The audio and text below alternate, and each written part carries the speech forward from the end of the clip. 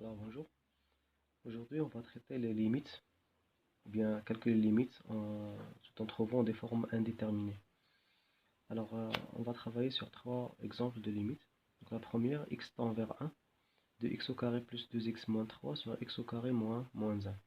Si on remplace directement, on va trouver que 1 plus 2 ça donne 3, moins 3 ça donne 0 sur 0.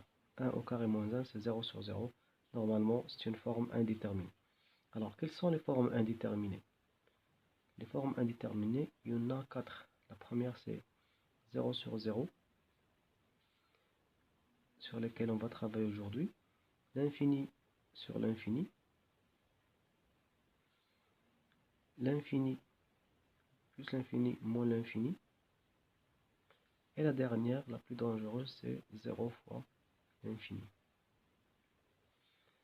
Alors, l'essentiel, comment traiter ce forme de limite? Donc, la première des choses, c'est qu'il faut factoriser par x moins 1. On a x tend vers 1, donc automatiquement, il y en a quelque part x moins 1 ici, il y en a quelque part x moins 1 ici. Donc, c'est pas la peine d'écrire la forme indéterminée 0 sur 0. L'essentiel, c'est de l'observer et de savoir l'éliminer. Alors, on a x tend vers 1. Alors, tout en bas, au dénominateur, on trouve que x au carré moins 1, c'est une identité remarquable, donc c'est x moins 1, facteur de x plus 1. Alors que x au carré plus 2x moins 3, puisque vous avez remplacé ici, vous avez trouvé 0, donc automatiquement, ça existe quelque part x moins 1, facteur. Voilà, facteur de quelque chose. C'est une polynôme de premier degré qu'il faut la trouver. Alors, on a plusieurs méthodes pour trouver ce polynôme. La méthode la plus simple, c'est de savoir trouver l'élément qu'on va le multiplier par x pour trouver x au carré. C'est x. La même chose. Quel est l'élément qu'on va multiplier par moins 1 pour trouver moins 3? C'est plus 3.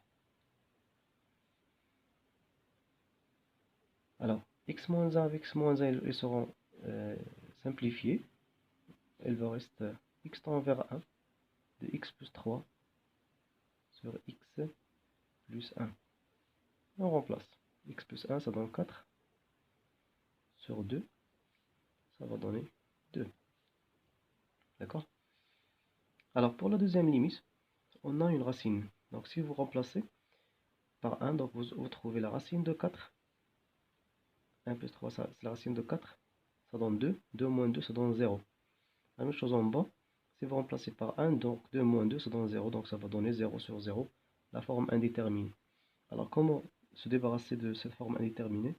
Donc, c'est très facile. On va multiplier par le conjugué de cette expression. Alors, on aura la limite de x tend vers 1. Le conjugué de cette expression, c'est la racine de x plus 3 moins 2, facteur de la racine de x plus 3 plus 2. Alors, en bas, on avait 2x moins 1, donc je peux factoriser par 2. Et ne pas oublier de multiplier par le conjugué.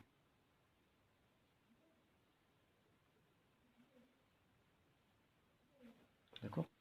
Donc, on multiplie par le dénominateur en haut et ne pas l'oublier en bas.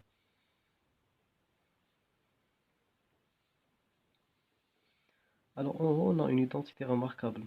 A moins B, facteur de A plus B. Ça donne la racine de x plus 3 au carré, moins 2 au carré. Ça donne A au carré, moins B au carré. En bas, on ne va pas le toucher, donc ça va rester tranquille. X moins 1, facteur de la racine de x plus 3 plus 2.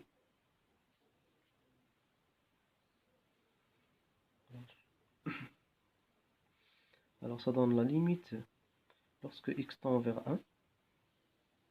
Alors la racine de x plus 3, le tout au carré, ça donne x plus 3. Moins 2 au carré, ça donne 4 sur 2. Facteur de x moins 1. Facteur de la racine de x plus 3 plus 2. ça donne la limite lorsque x tend vers 1 de x moins 1 sur 2 facteur de x moins 1 facteur de la racine de x plus 3 plus 2. Alors, ici, on va simplifier x moins 1 par x moins 1. X moins 1, c'est la principale cause de forme indéterminée 0 sur 0. Donc, il ne faut jamais s'arrêter jusqu'à pouvoir simplifier x moins 1 par x moins 1 qui est ici. Si vous aurez par exemple x moins 2, ou la x tend vers 2, donc vous aurez à simplifier x moins 2. Alors je termine ici, donc ça donne la limite de x tend vers 1, donc il vous reste 1 sur 2 facteur de la racine de x plus 3 plus 2. Ça donne 1 sur 2 facteur de 2 plus 2, ça donne 1 huitième. C'est bon? Alors, la même chose pour la dernière. Alors, si vous remplacez, vous aurez 2.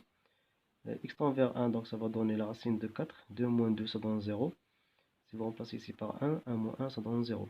Donc, si vous multipliez par le conjugué, ça va donner en haut l'identité remarquable 2 au carré moins la racine de 3x plus 1, le tout au carré, sur x au carré moins x. Je peux factoriser par x, ça va donner x moins 1.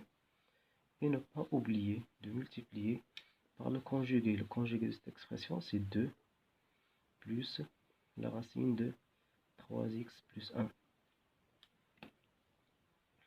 D'accord? Ici, j'ai multiplié par le conjugué, c'est la raison qu'est apparue l'identité remarquable. Alors que ici, x tend vers 1, ça va donner 4 moins. Faites attention par ce moins qui est ici.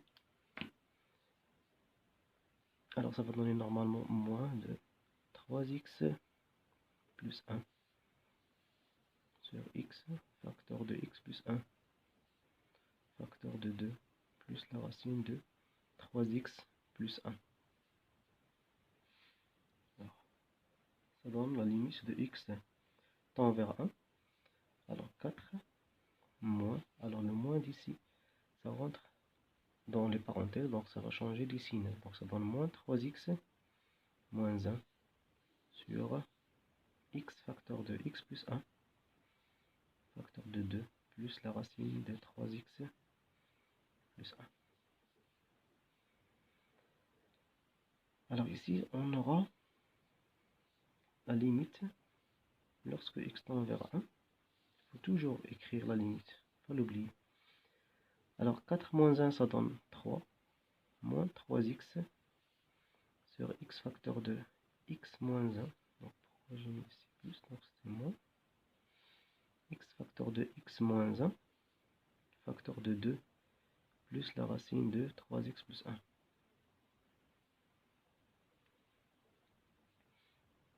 Alors ça donne la limite de x tend vers 1.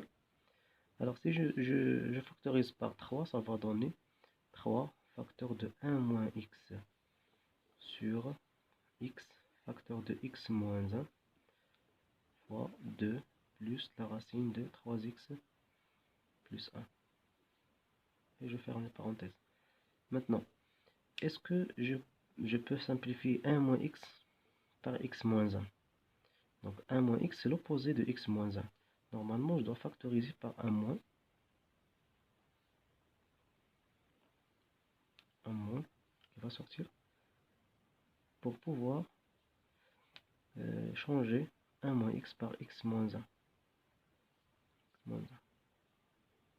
D'accord? Sur x, facteur de x moins 1, facteur de 2, plus la racine de 3x plus 1. Maintenant, je peux simplifier x moins 1 par x moins 1. Alors, au dénominateur, ça va rester moins 3 sur 1 fois 2 plus la racine de 3x plus 1, ça donne 2. Donc ça va donner moins 3 sur Donc voici le résultat de ces limites.